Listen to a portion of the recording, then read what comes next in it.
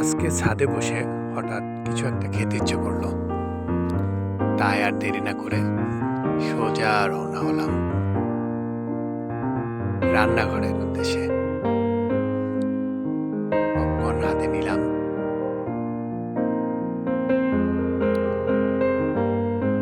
চুলার উপরে fry pan বসালাম,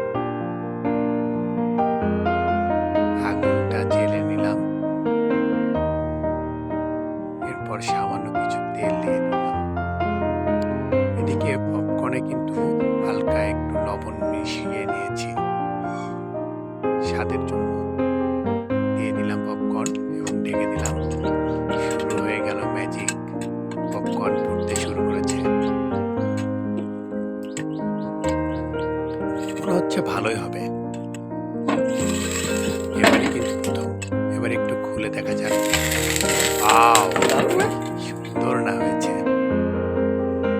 দারুণ হয়েছে, অনেক সুন্দর হয়েছে, মনে হচ্ছে খেতেও অনেক ভালো লাগবে। সোজা চলে এলাম ছাদে আমার ছোট ছোট আঙ্কেলদের কাছে। আজকে ওদেরকে দিয়েই এই পপকর্ন টেস্ট করাবো কিরকম হয়েছে। এই চলে আসো সবাই কাছাকাছি। হ্যাঁ, এখনই শুরু হবে।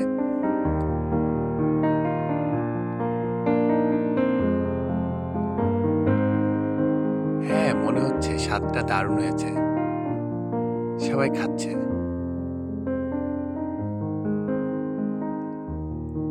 যাই হোক, ঝটপট তৈরি হয়ে গেছে পপকর্ন মাত্র 5 মিনিটেই।